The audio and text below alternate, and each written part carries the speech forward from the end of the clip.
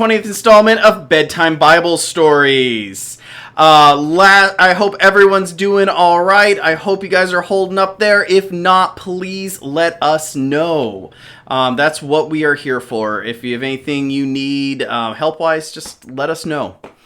We'd love to hear from you, even if not. Last week, nobody, as of the recording of this, had guessed the location behind me. I think it threw people because I moved from sci-fi themed things to sort of national and international monuments or important locations. So what was behind me was the White House. Now, if someone has guessed in that time, be looking right now down to the comment section because I will let you know who guessed correctly, or at least was the first person to guess correctly. Obviously, different one behind me, so please take a moment in the comment section right now or anytime during this to guess what I am in front of. And then let me know if there's anyone there with you who deserves a shout out, because if you're the first person, you get a shout out. But now moving on to the very important joke of the day. Did you hear about the mathematician who was afraid of negative numbers? You didn't? Well, he would stop at nothing to avoid them. Get it? Nothing? Oh, I can hear the groans. All right, now for today's reading. Far away in the east, 3 clever men saw a very same star, the star that God had put in the sky when Jesus was born. They knew it was a sign. A baby king had been born. They had been waiting for this star. They knew it would come. "He's here," they shouted. "He's here!" And I'm sure if you had been there, you would have heard them laughing and dancing and singing until the sun came up. At dawn, they packed up their camels and wrapped their gifts for the baby. They brought their most precious treasures of all, frankincense, gold, and myrrh.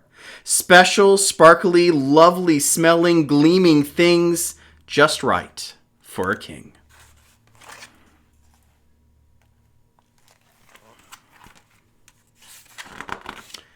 The 3 wise men, actually, if you'd met them, you would have thought they were kings because they were so rich and clever and important looking.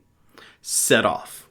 They rode their camels over endless deserts, up steep, steep mountains, down deep, deep valleys, through raging rivers, over grassy plains. Night and day, day and night, for hours that turned into days, that turned into weeks, that turned into months and months until, at last, they reached. Where do y'all think they're going? I bet you know. If you know, mention it in the comment section. Jerusalem. Jerusalem was by far the most important city for miles around, and as anyone can tell you, that's where a palace would be, and a king would be born in a palace, right? So that's where they went, but they were in for a surprise. They went to see King Herod. Surely he'd know where the baby was born. But he didn't. In fact, he didn't like the sound of a new baby king. It made him cross.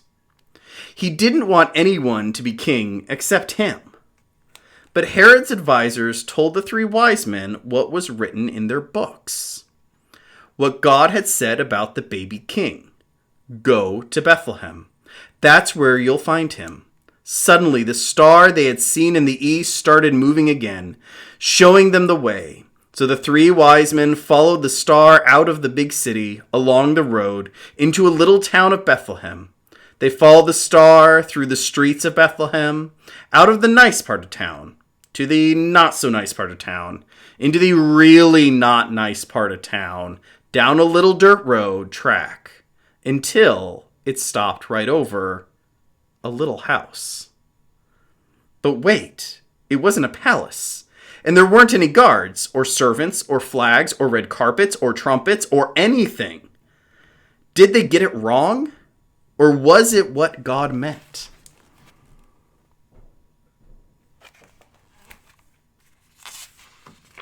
Sure enough, in the little house, there, sitting on his mother's knee, They found him, the baby king. The 3 wise men knelt before the little king. They took off their rich royal turbans and gleaming gold crowns. They bowed their noble heads to the ground and gave him their sparkling treasures. The journey that had begun so many centuries before had led 3 wise men here, to a little town, to a little house, to a little child, to the king God had promised David all those years before. But this king was a new kind of king. Though he was the Prince of Heaven, he had come poor. Though he was a mighty God, he had become a helpless baby. This king hadn't come to be boss. This king had come to be a servant.